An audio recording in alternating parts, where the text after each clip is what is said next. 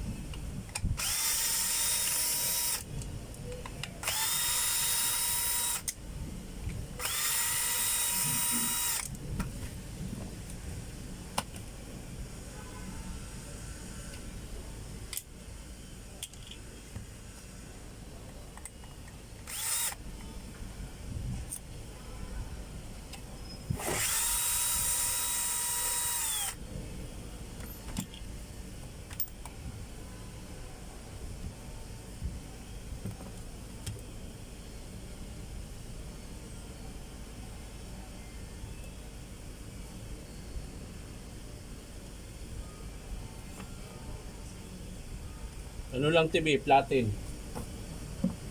Platin tsaka bearing na 6001. 001 Oh. natin. Oo, isa.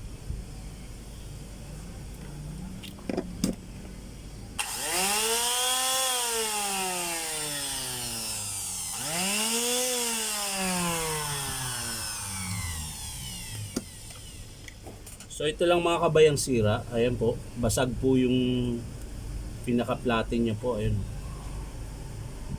Ayan. Kaya po maingay siya. Tsaka syempre yung bearing din niya mga kabay, alog na rin. Ayan. Ayan, nakasampala.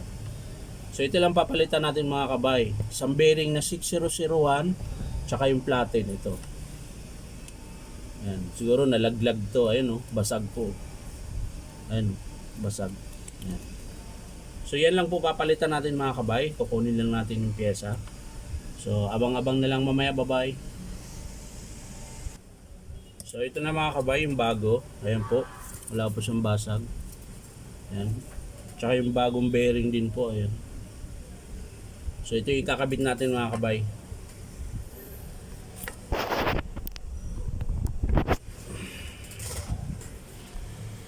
Ayan.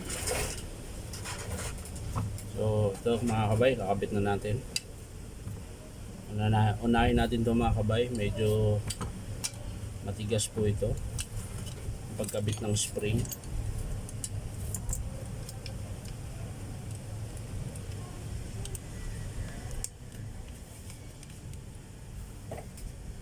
So, mga kabay, ito yung pinakapinong clip. So babalik na natin mga kabay. Ito medyo may katigasan po ito mga kabay.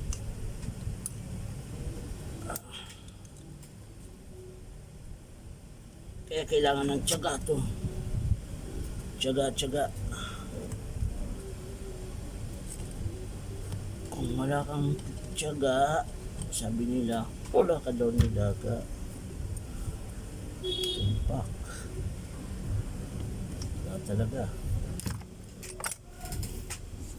Dahil matigas talaga.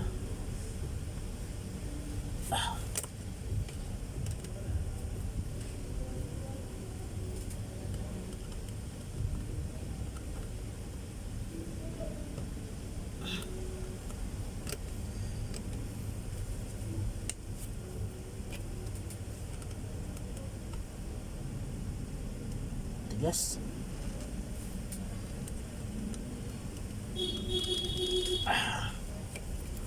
Wala pumasok. Tigas talaga.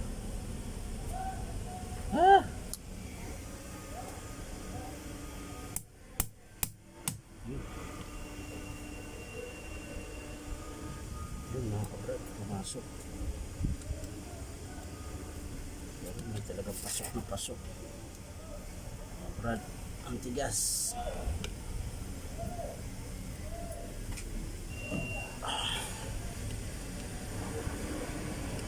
Yun. Buti pumasok mga kabay. Ayan. Kahit matigas siya.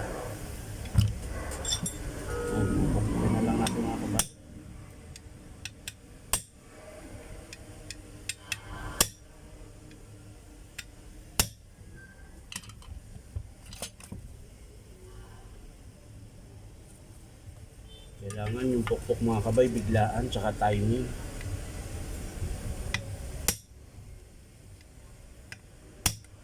Yun. So yan na mga kabay. Yan. Nakabit na natin. Yung isa na mga kabay. Ito naman na ikakabit natin mga kabay. Ito madali lang to mga kabay.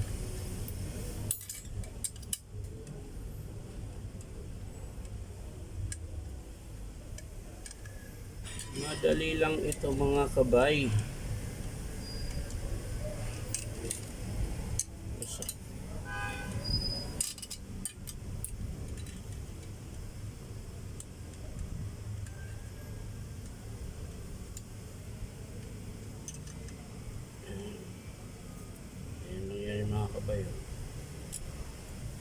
Ito saglit lang kasi para siyang i-clip lang mga kabay.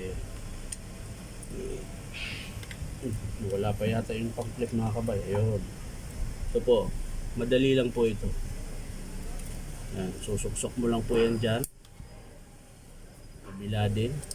Yan. Tapos kunting ipit ng long nose. Ayan. Yan, yan, ayos na. Yan. Tapos bearing. Yan. Ipipress lang natin ito mga kabay.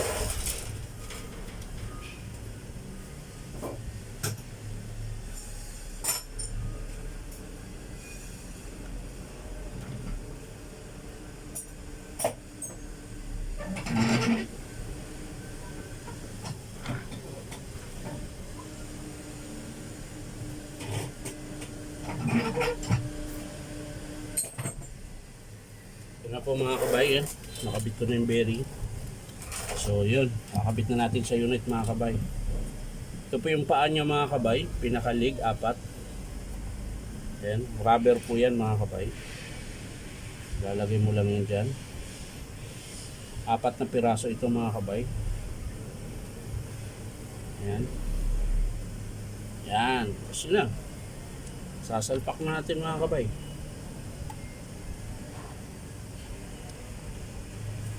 Yan. Ayos na. Yung lock mga kabay, huwag nyo kalimutan. Ito po yung lock. Yan. Tapos yung screw. Screw na may washer mga kabay.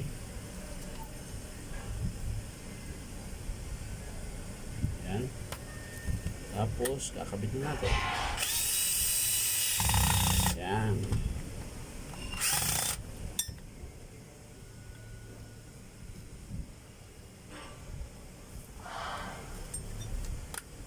Bakit matigas?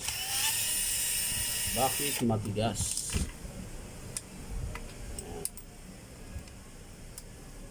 Ayaw pumasok. Yun. Okay. Pumasok na siya mga kabay.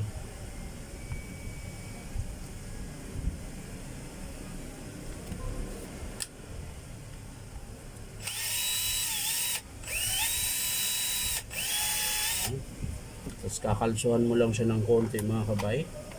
Kukontrahin mo lang siya. Ayan. Ayan na po mga kabay. Yung maingay kanina mga kabay, ito na yun.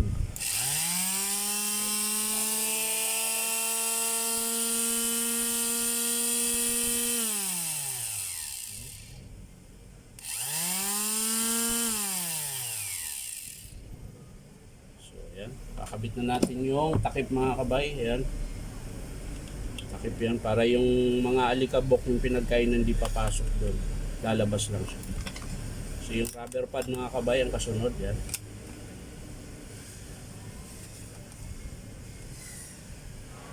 Tsaka syempre yung screw na 4. Yan.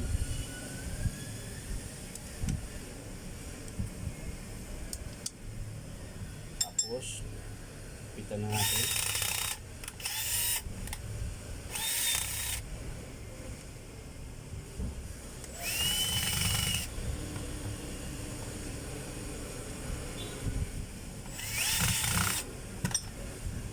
Sukat mga kabay, pudpud na yung dulo. So gagamit tayo nito. Yun. Mano-mano. Wala na po kasi yung dulo ng ano ko, pudpud na. Kaya dumadaplis na lang. So ito lang gagamitin natin. Mano-mano muna mga kabay.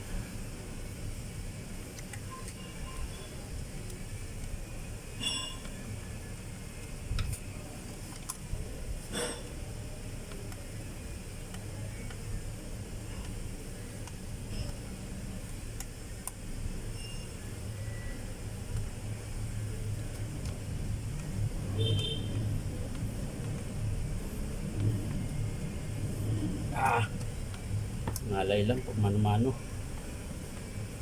Sakit sa kamay.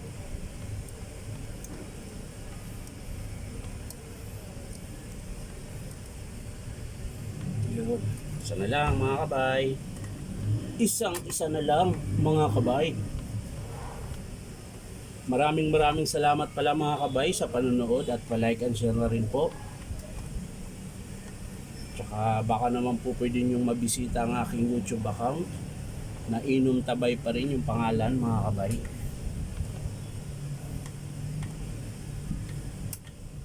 Yan, ayos na mga kabay.